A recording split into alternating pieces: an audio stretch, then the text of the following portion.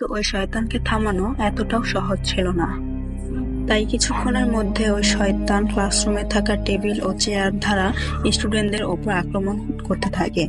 তাই সবাই আবারও ভীত হয়ে পড়ে। এভাবেই রাত নেমে আসে এবং শেষমেশ আইয়ুবও তার সহকর্মী নাকিলাকে নিয়ে স্কুলের সামনে এসে পৌঁছায় এবং তারা গাড়ির থেকে চাবি নিয়ে স্কুলের পেছন গেট দিয়ে স্কুলের ভিতর ঢুকে। স্কুলের গেট খোলা দেখে দুজন মেয়ে লুকিয়ে আসে স্কুল থেকে বের হয়ে যাওয়ার জন্য, কিন্তু তখনই একজন তাদের দুইজনকে শয়তান বশ করে নেয় এবং একজনকে পজেস্ট করে আইয়ুবকে বলতে থাকে, তোমরা এখান থেকে চলে যাও, এবং তাদের উপর আক্রমণ করতে থাকে। কিন্তু তার সহকর্মী নাকিলা ওই মেয়েটাকে শান্ত করতে সহজ হয়। তখনই আইয়ুব এবং নাকিলা বুঝতে পারে এই স্কুলে এক শয়তানি শক্তি আছে। তাই আইয়ুব আর দেরি না করে আমান্ডার কাছে যায় এবং আমান্ডা তাদেরকে জানায় ওই অশুভ শক্তি অনেক আগে থেকেই তাদের স্কুলকে বশ করে রেখেছিল, কিন্তু তারা আইয়ুবের ভরসায় দোয়া দুরুজ পড়ে ওটা শান্ত ছিল। এখানে নাকিলা তার শক্তি দ্বারা অনুভব করতে পারে শয়তানটি ছিল প্রচন্ড শক্তিশালী। শক্তির সাথে সাথে নাকিলা প্রচন্ড তাপ এবং প্রতিশোধের স্পৃহা অনুভব করতে পারছিল, যার অর্থ হলো এই অশুভ শক্তিটি প্রতিটি স্টুডেন্টের প্রাণ না নেওয়া পর্যন্ত শান্ত হবে না। এই কথা শুনে আমান্ডা আইয়ুবকে কোনো এক বিশেষ দোয়া পড়তে বলে, তবে আইয়ুব জানায় ওই দোয়াও এই অশুভ শক্তিকে বেশিক্ষণ আটকে রাখতে পারবে না এবং এটি স্টুডেন্টদেরকে মারার জন্য যে কোনো কিছু করতে পারে। মিউজিক ক্লাসে 3 জন স্টুডেন্ট ভয় পেয়ে লুকিয়ে থাকে, সেখানেও ওই শয়তানের তাণ্ডব ঘটায়। সেখানে শয়তানটি পিয়ানো বাজাতে থাকে এবং গিটার, যত সব মিউজিক বাদ্যযন্ত্র আছে সেগুলো বাজাতে থাকে। ভয় পেয়ে স্টুডেন্টরা দোয়া দুরুজ পড়তে থাকে এবং এদিকে তাদের সামনে থেকে চলে যেতে বলে। ঠিক তখনই ওই অশুভ শক্তিটি একটি কালো ছায়ার রূপ নিয়ে তাদের সামনে আসে। আর পরক্ষণেই ওই ছায়াটি 3টি স্টুডেন্টদেরকে মেরে ফেলে। আইয়ুব খুঁজতে থাকে এই অশুভ শক্তিটি কোথা থেকে এসেছে, তাই সে স্কুলে সিসিটিভি ক্যামেরা চেক করতে থাকে এবং সেখানে সে দেখতে পায় সব স্টুডেন্টরাই পরীক্ষা দিচ্ছিল, তবে একটি সিট ফাঁকা ছিল। তখন আইয়ুব আমান্ডাকে জিজ্ঞেস করে এই পেজটি কেন ফাঁকা এবং এখানে ছিল। তখন আমান্ডা বলে এই সিটটি কারিনা নামের এক মেয়ের, যে কিনা আজ দুপুরেই নিজেকে নিজেই খুন করে ফেলেছে। তখনই আমান্ডা এখানে এক ভয়ঙ্কর সত্য প্রকাশ করে। মূলত আমান্ডাও কারিনাকে চিটিং করতে ধরে ফেলে এবং সে কারিনাকে আর কোনো পরীক্ষা দিতে দিবে না বলে সাফ সাফ জানিয়ে দেয়। তাই সে পরীক্ষা না দিতে পেরে খুব অসুস্থ হয়ে যায় এবং আমান্ডা কারিনাকে মেডিকেল রুমে পাঠানোর ব্যবস্থা করে। এবং কিছুক্ষণ পর আমান্ডা যখন মেডিকেল রুমে যায় তখন দেখে কারিনা গলায় দড়ি দিয়ে নিজেকে নিজে মেরে ফেলেছে। ফলে কারিনা এবং আইয়ুব বুঝতে পারে এই আত্মাটি আর কারো নয়, ওই কারিনার ছিল, যে কিনা নিজে পরীক্ষা দিতে না পেরে সে প্রতিহিংসায় জ্বলে পড়ে এবং সে কাউকেও পরীক্ষা দিতে দিচ্ছিল না এবং ওই স্টুডেন্টদেরকে মেরে ফেলে কারিনা তার নিজের প্রতিশোধ নিচ্ছিল। তখন আইয়ুব এবং নাকিলা বেরিয়ে পড়ে কারিনার আত্মাকে শান্ত করার জন্য এবং তখন আইয়ুব এবং নাকিলা মিলে সেই মেডিকেল রুমে যায় এবং তারা যাতে নাকিলার দেহটি পর্যবেক্ষণ করতে পারে এবং তাকে শান্তি দিতে পারে সেটি সম্পর্কে তারা বোঝার জন্য। এক পর্যায়ে ল্যাবরেটরিতে কিছু স্টুডেন্ট ভয়ের কারণে লুকিয়ে থাকে এবং হঠাৎ এক স্টুডেন্ট বলে, চলো আমরা বাহিরে গিয়ে দেখি। তারা যখন বাহিরে বের হতে যায় তখনই ওই কালো ছায়াটি তাদের আক্রমণ করতে শুরু করে আর সেখানে থাকা সব স্টুডেন্টদেরকে মেরে ফেলে। কারিনা এবং আইয়ুব ওই মেডিকেল রুমে গিয়ে দেখতে পায় সেখানে নাকিলার লাশের জায়গায় অন্য একটি ছেলের লাশ রাখা আছে এবং এটা দেখে তারা আইয়ুব এবং নাকিলা দুজনেই বুঝতে পারে যে কারিনা আগে থেকেই বুঝতে পেরেছে যে আইয়ুব এবং নাকিলা এখানে আসবে এবং তাই কারিনা তার লাশ এখান থেকে সরিয়ে ফেলেছে। ঠিক তখনই ওই অশুভ শক্তিটি গার্ডের উপর বশ করে নেয় এবং তার দ্বারা আইয়ুব এবং নাকিলাকে মারতে শুরু করে।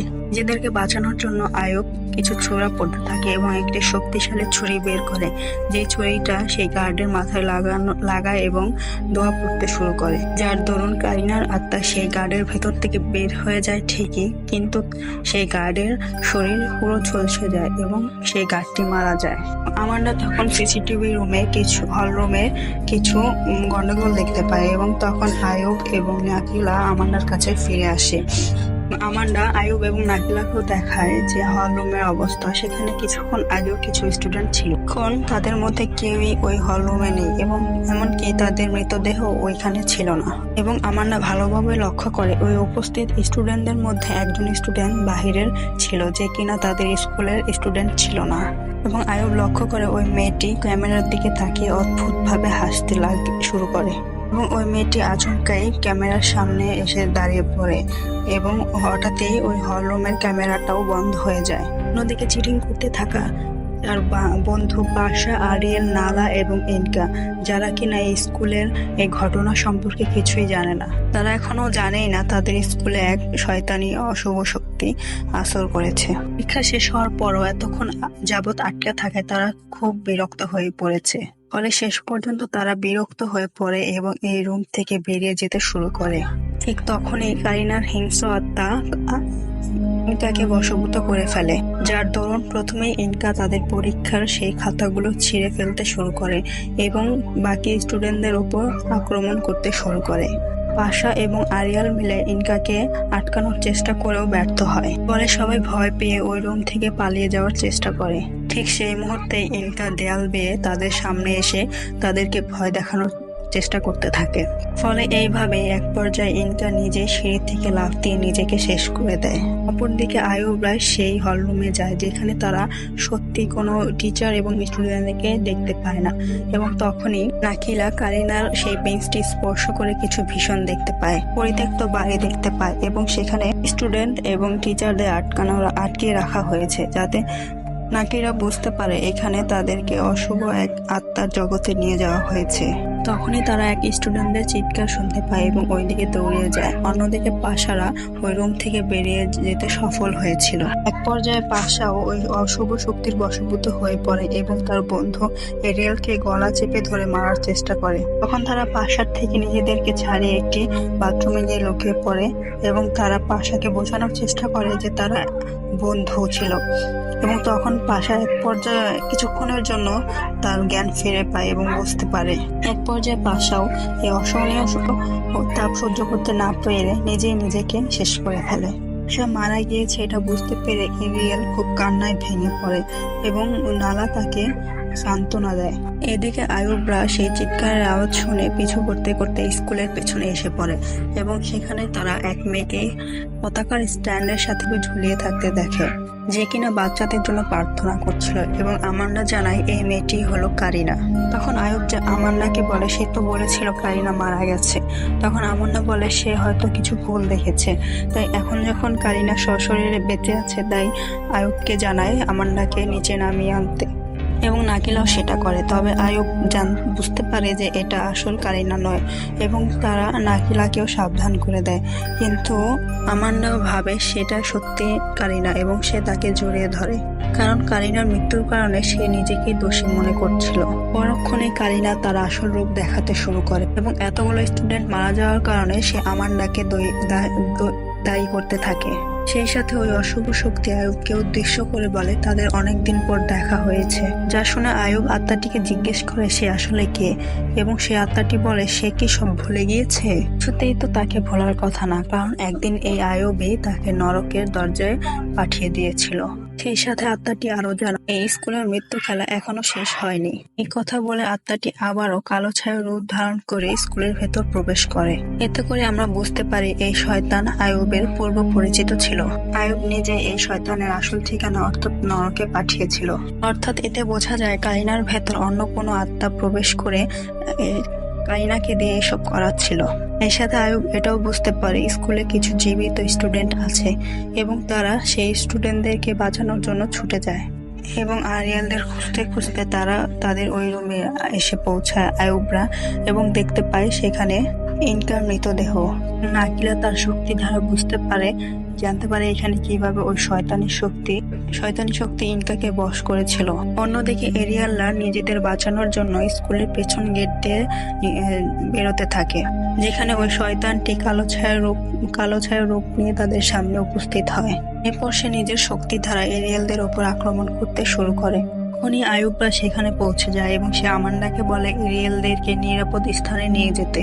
এরপর এরিয়েলা চলে গেলে ওই শয়তান তার নিজের আসল চেহারা প্রকাশ করে এবং আয়ুবের উপর আক্রমণ করতে উদ্যত হয়। তবে তার আগেই নাকিলা ওই শয়তানকে আটকিয়ে দেয় এবং তখনই নাকিলা এবং ওই শয়তানের সাথে ফাইট শুরু হয়ে যায়। এক পর্যায়ে আয়ুব তার নিজের সেই পবিত্র ছুরিটি বের করে এবং সেটির সাহায্যে শয়তানটিকে তাড়িয়ে দেওয়ার চেষ্টা করে। তখন শয়তানটি ওপর থেকে কাঁচ ভেঙে নাকিলাকে আহত করার চেষ্টা করে।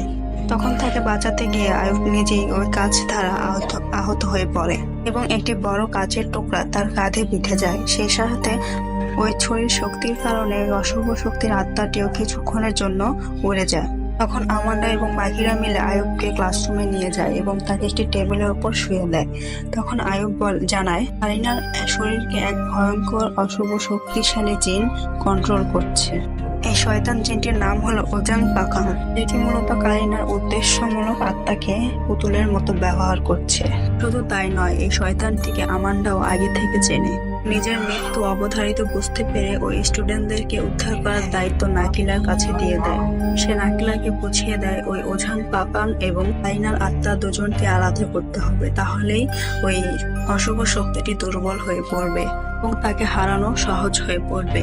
নাকিলা বুঝতে পারছিল না সে এই কাজটি করতে পারবে কিনা, কিন্তু আয়ুব তাকে আশ্বাস দেয় এবং বলে তাকে এই কাজটি করতেই হবে। সেই সাথে সে সেই শক্তিশালী ছুরিটিও নাকিলাকে দিয়ে দেয়।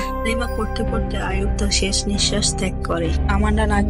নাকিলা আমান্ডার কাছে জানতে চায় কে এই ওঝাং পাকাং। তখন আমান্ডা জানায় ওঝাং পাকাং হচ্ছে এক মানুষ রূপী এক ভয়ানক শয়তান। তখন আমরা অতীতের এক দৃশ্য দেখতে পাই। আমান্ডা যখন ছোট ছিল তার বাড়ি ফেরার পথে সে দেখতে পায় এক লোক বাঁশি বাজাচ্ছিল, আর এই লোকটি হলো ওজাং পাখাং, যার বাঁশির আওয়াজ কোনো স্বাভাবিক আওয়াজ ছিল না।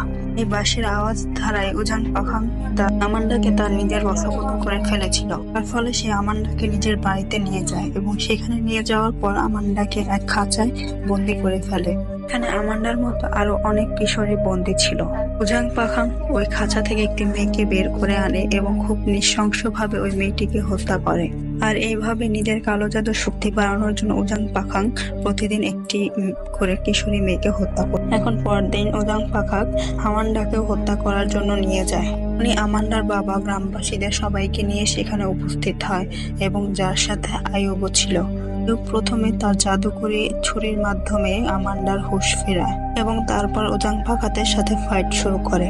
পর্যায়ে ওজাং পাখাং হেরে যায় এবং গ্রামবাসীরা তাকে এক গাছের সাথে ঝুলিয়ে রাখে। এরপর সবাই তার শরীরে আগুন ধরিয়ে তাকে জ্বালিয়ে ফেলে। আগুন তো জ্বালানোর ফলে তার শরীর তো জ্বলে যায়, কিন্তু তার অতৃপ্ত আত্মা প্রতিশোধ নেওয়ার জন্য এখনো শয়তান রূপে ঘুরে বেড়াচ্ছে। যা শুনে নালা জিজ্ঞেস করে ওজাং পাখাং কি এই স্কুলের উপর প্রতিশোধ নিতে যাচ্ছে, যা শুনে আমান্ডা না জানায় এবং বলে এই ওজাং পাখাং আমার উপর প্রতিশোধ নিতে যাচ্ছে। আমান্ডার বাবার কারণেই ওজাং পাখাংকে পুরো গ্রামবাসী মেরে ফেলেছিল। এবার নাকিলা ওজাং পাখাংকে মারার জন্য আমান্ডার সাহায্য চায়। নাকিলা আমান্ডাকে ওই কারিনার বেঞ্চে বসতে বলে। তার ফলে আমান্ডা এবং নাকিলা ওই শয়তানের আত্মিক জগতে যেতে পারবে এবং আমান্ডা নাকিলার হাত ধরে এবং দোয়াদরজ করতে থাকে। এভাবেই তারা সেই ওজাং পাখাংয়ের আত্মিক জগতে গিয়ে পৌঁছায়। সেখানে তারা সেই পরিত্যক্ত বাড়িটি দেখতে পায় যেখানে ওজাং পাখাং মেয়েদেরকে বন্দি করে রাখতো। ওই বাড়িতেই সে স্টুডেন্টদেরকে বন্দি করে রেখেছিল। এখানে আমান্ডা এবং নাকিলা সেখানে কারিনার আত্মাটি পড়ে থাকতে দেখতে পায়। তখনই ওজাং পাখাং ওই স্টুডেন্টদের মধ্যে থেকে একজনকে হত্যা করার জন্য নিয়ে আসে। তখনই নাকিলা এবং আমান্ডা তার সামনে চলে আসে এবং নাকিলার সাথে ওজাং পাখাংয়ের ফাইট শুরু হয়ে যায়। কিন্তু ওজাং পাখাংয়ের শক্তির সাথে নাকিলা পারছিল না, যে কারণে এক পর্যায়ে নাকিলা হেরে যেতে শুরু করে, যার ফলে নাকিলাকে বাঁচাতে আমান্ডা ওজাং পাখাংকে পেছন দিক থেকে আক্রমণ করে। ওজাং পাখাং আহত হয়ে যায় এবং তখনই কারিনার ওই বেঞ্চে আগুন জ্বালিয়ে দেয় এবং এর ফলে ওজাং পাখাংয়ের বাড়িতেও আগুন লেগে যায়। এবার এটাকে পুরোপুরিভাবে ধ্বংস করার জন্য আমান্ডা ওজাং পাখাংকে নিয়ে ওই আগুনের মধ্যে ঝাঁপিয়ে পড়ে। ফলে ওজাং পাখাংয়ের সাথে আমান্ডাও মৃত্যুবরণ করে। আর এভাবেই নাকিলা এবং বাকি স্টুডেন্টদের সাথে আত্মিক জগৎ থেকে ফিরে আসতে পারে। এভাবে আমান্ডার ত্যাগের ফলে ওজাং পাখাংয়ের অশুভ আত্মা বিনষ্ট হয়ে যায় আর স্টুডেন্টদেরও প্রাণ রক্ষা পায়।